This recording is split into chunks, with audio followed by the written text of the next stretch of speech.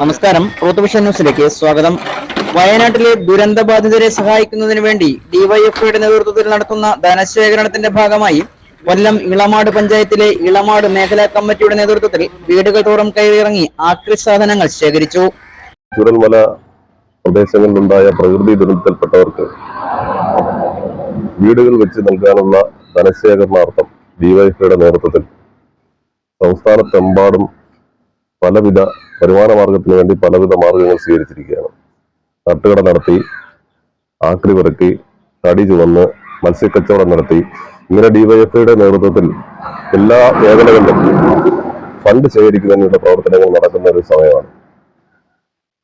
സംസ്ഥാന കമ്മിറ്റിയുടെ തീരുമാനപ്രകാരം 25 വീടുകളാണ് മുണ്ടക്കൈ ചൂരൽമല പ്രദേശങ്ങളിൽ ഡിവൈഎഫ്ഐ നിർമ്മിക്കാൻ ഉദ്ദേശിക്കുന്നത്. അതിന്റെ ഭാഗമായി ഇളമാട് മേഖലാ കമ്മിറ്റിയുടെ നേതൃത്വത്തിൽ കഴിഞ്ഞ 7 ദിവസമായി ഈ സ്ക്രാപ്പ് കളക്ഷൻ നടന്നു വരികയാണ്. അതിന്റെ കൂടെ ഇളമാട് മേഖലാ കമ്മിറ്റിക്ക് കീഴിലുള്ള മണിയമുക്ക്, കാരാളികോണം, ഇലവൻമൂട് യൂണിറ്റുകളുടെ നേതൃത്വത്തിൽ 3-4 ദിവസമായി ഈ സ്ക്രാപ്പ് കളക്ഷൻ നടന്നു വരികയാണ്. ജനങ്ങളിൽ നിന്ന് നല്ല അനുഭവമാണ് ഉണ്ടായിട്ടുള്ളത്. ധാരാളം പേർ നമ്മളെ പരമാവധി സഹായിക്കാനായിട്ട് മുന്നോട്ട് വന്നിട്ടുണ്ട്.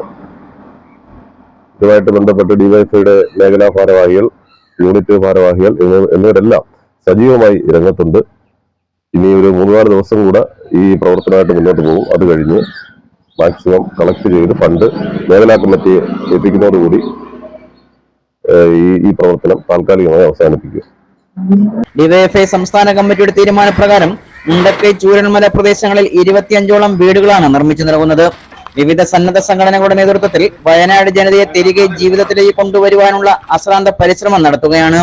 ഈ അവസരത്തിൽ ഡിവൈഎഫ്ഐ ഇളമാട് മേഖലാ കമ്മിറ്റി നടത്തുന്ന പ്രവർത്തനങ്ങൾ ശ്രദ്ധേയമാണ്. Ruth news, Chadayamangalam.